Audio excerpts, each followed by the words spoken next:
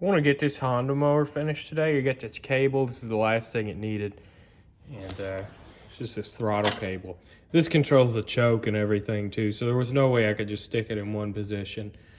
You know, of course, I've got almost nothing to do with this mower, so it was painful to have to buy this. But put this on. Just got to take this one here loose and then just route it in where that one was routed. Really simple stuff. So then I want to sharpen the blade, and I can't remember if I've ever changed the oil on this or not. I want to check, I guess.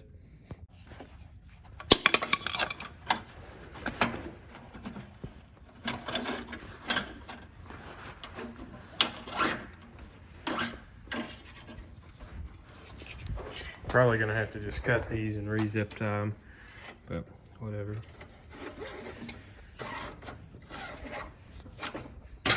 All right, see what size wrench we need. I think it's an 8, looks like, or a 10 maybe. With the new one, here's how I did it.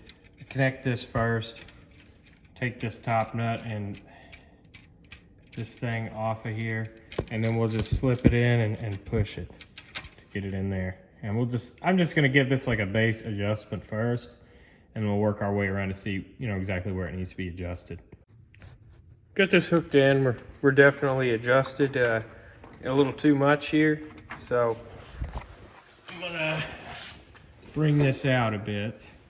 So we're probably gonna be all the way up with the adjustment. So I got kind of a base adjustment here. We're gonna just try and start it. It's in the choke setting. Now this mower did not test well in compression. It was like 50 pounds. So, and it came with missing the airbox cover and air filter. I think this might have a compression release, but I don't know.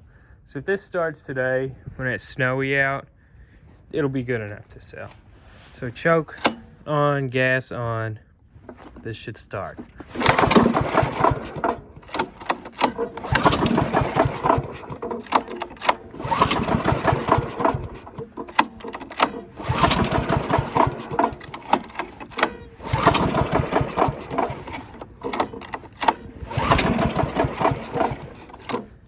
No go. Let's make sure the choke's on. That should be choke. Take this stuck out for a second here. And of course, we're not getting any choke. So why isn't it choked? Let's see. Watch that for me and tell me if that goes to choke. So we've got an issue with that linkage. That's why it's not starting, because it's not choking. Take this off, it's 3/10. 1, 2, 3. So we are just missing outright this linkage here. And I've taken this carb apart a few times. It's never had that. For some reason, I just never noticed it.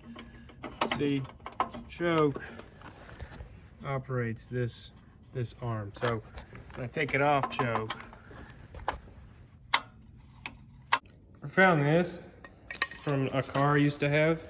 Lincoln Town car, awesome vehicle. Never should have got rid of it, but it had this on here, and I could probably make this into a linkage for that. So that's what we're gonna do. I don't have any of that stuff, the regular wire that you would use to make a linkage. So I'm just gonna have to make one out of this. So I got going on one piece, then I realized I had it set for choke when it was in the non-choke setting. So what I need then is I need a piece that bridges this gap. I don't have Terrell's nice Z-bend tool, and this is probably too thick of a wire to even use that with, so we're just gonna make our own Z-bend in here.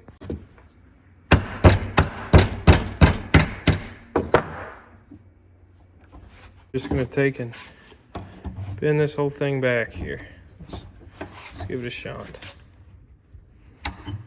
Right. Just knock that on down. Doesn't have to be perfect. It'll be good enough. Now remember, cut twice, measure once. So I'm just gonna grab right here. This is where we need the bend to be. And then I'm gonna bend it from right there. There we have it. Good enough. Check this out. That's it. You gotta remember, we're not building a space shuttle here. We're just working on an old junky lawnmower. And sometimes unorthodox methods are the only methods that make these even worth fixing. And in this case, this HR15 Masters with this 5-horse, you can't find any parts for this engine. So that's why we're doing this with the air box, with the zip ties and the cardboard, and making the choke thing out of an old Lincoln Town Car center cap, because it's the only way this mower's ever gonna live again.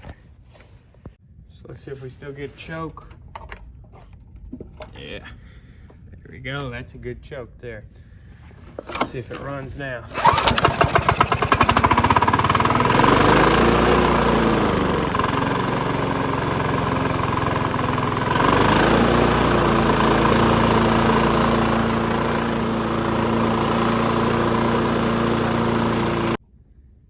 So now we only got 2 things to do.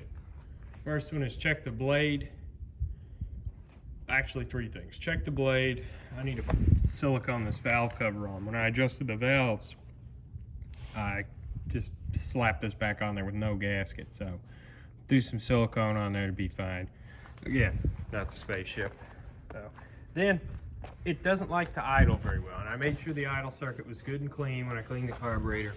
But if we see this screw here, this is it's a screw that's not really adjustable.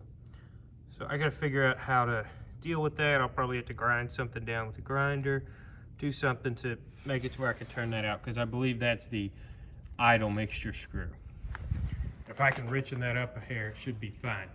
But it's some real dry air out now, it's snowing.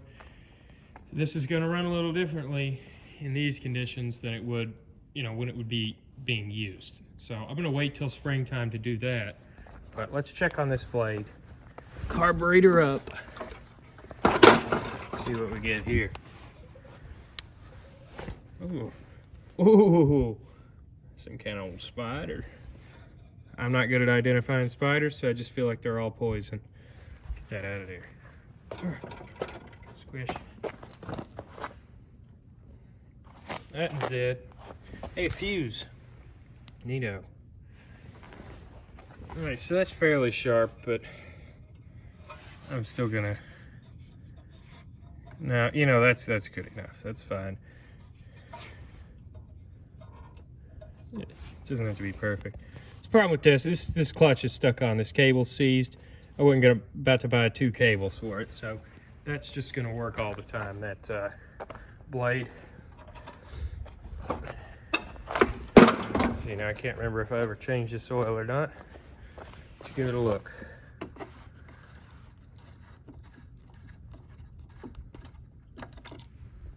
Yeah, that's clean. We're good.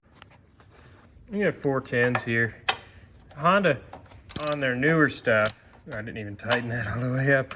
Honda, on their newer stuff, uses just silicone from the factory. This one actually had a gasket. The ones that are silicone from the factory, a lot of times you have to just take a rubber mallet and whack around them to get them off. Some people pry with a screwdriver, but these are real cheap metal and they're easy to bend, so I just whack them. But this one should just come right off. I got it jacked up here because I don't want any oil coming out the front, and this needs to sit for 24 hours without oil contacting the silicone. So I'm just gonna leave it like this for 24 hours. Now if this were a car or a truck or even a scooter, I would put a little more effort into this. But the way this seals, and don't worry, I am gonna clean this up. The way this seals is this just meets onto here. So we just need a thin bead of silicone around that. We don't have to worry about any of this stuff. Don't have to clean up around these. Doesn't matter. As long as this meets on there, it's fine. So we'll get a good bead going, put it on there. And you're thinking, well, if if that's on there, then it's gonna raise it up. It's not gonna seal right. It'll be fine. It's a lawnmower. Today we're gonna be using Ultra Copper gasket maker. Now this is really meant for like putting little engines together, like sealing the cases on a scooter or the head. What I do when I put a 2-cycle small engine together is I do the base gasket and I do a thin bead of this around each side, and I do the same for the head gasket. That, you know, prevents leaks. And I had this just because I'm waiting on the top end for this guy. So we're gonna break into this and use some on this valve cover because it's all I've got. And you could, if you're doing this here, you could use blue, black, red, whatever color you want it. It doesn't matter. Perfect. That's a pretty thick bead, but that should be fine. Be enough to make up for the crap that I've got there. We'll let that sit up for about, I don't know, 5 to 10 minutes, let it get tacky. Put it together, snug it up, let it sit for another 30 minutes, then tighten it. Get an O-ring, put it down in your top here. This saves this from going bad. These are designed to leak and go bad when you tighten it. Just get it tight enough. You don't want to strip it. And that'll actually make a seal. And it won't go bad. So now I'm just getting it, you know, as tight as I can with my hand. And then in about 30 minutes, I'll come down here and just give it a final tighten. And in 24 hours, this thing will be good to go. So this one's done. I really like this lawnmower, and I think I might keep it. But let me just talk about it real quick. So it'll be done once I pressure wash it, put the little beauty cover on over the drive shaft. You're probably wondering, you know, why in the heck I wouldn't just buy the right parts to fix this. But the reason for that is this is kind of a rare machine and it's in fairly rough shape. So it's not entirely worth fixing the right way. The only real way this is worth fixing is just kind of making parts for it. Now this cable I did buy new, but that's the only part I've actually bought for this. I might keep this. My plan with this is going to be I'm going to list it for, I don't know, $150 or something like that. And if nobody buys it, then I'll keep it because I like it. It's unique, and I really like the hydrostatic drive. That's really unique. So, the only negative with this is that it's so dang heavy. Throwing it in my truck would be kind of annoying. But yeah, this might be a keeper.